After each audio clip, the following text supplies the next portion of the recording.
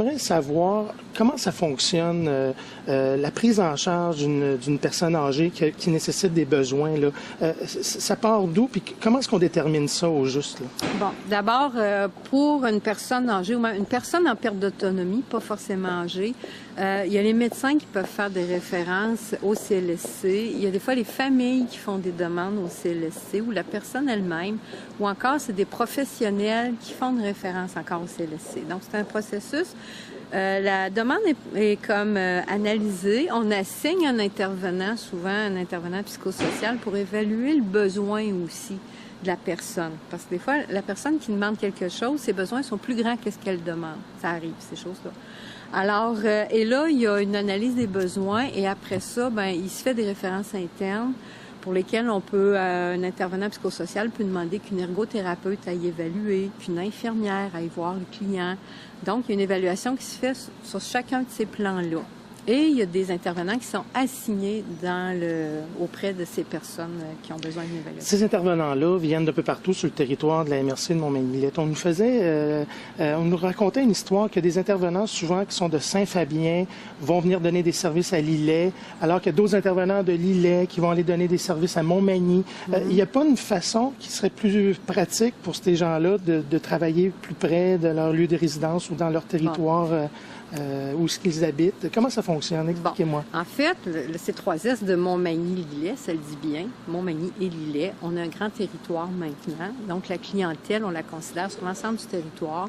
Et aussi, nos intervenants sont tous, c'est fusionné, OK? Les infirmières, on considère Montmagny-Lillet.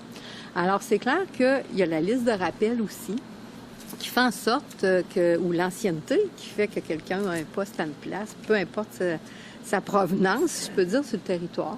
Et la liste de rappel fait en sorte que si on assigne quelqu'un, c'est cette personne-là qui est actuellement en poste là, pour remplacer quelqu'un. C'est très complexe, en fait, mais notre personnel, majoritairement, vient du territoire de Montmagny-Lillet.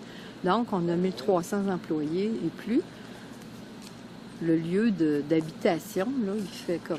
Donc, les employés doivent vivre avec ça, ils sont conscients. Oui, mais ils doivent donner la même qualité de service à tout le monde. C'est ça, le critère est là. Parlons un petit peu des services. Je prends l'exemple d'une dame de 81 ans qui demeure chez son fils, quand même autonome, considéré comme autonome, mais on vient lui donner quelques services dans la semaine, là, une fois par semaine, quelques heures. Par exemple, lui donner son bain. On est en 2011 aujourd'hui, puis moi je considère que c'est pas beaucoup donner un bain seulement à une personne âgée une fois par semaine. C'est comme ça la réalité. Ben, en fait, il y a plusieurs offres de services pour ce type de choses-là. Il y a la coop aussi offre des services. Les critères de base pour le CLSC, c'est de donner le premier bain. Et ça, c'est une gratuité. Donc, c'est correct. Ensuite, la personne, si elle veut plus, ben, elle doit faire affaire avec soit dans son réseau naturel, les proches aidants, ou encore à la coop de services, qui est une entreprise d'économie familiale. Donc, il est capable de le faire aussi, ça.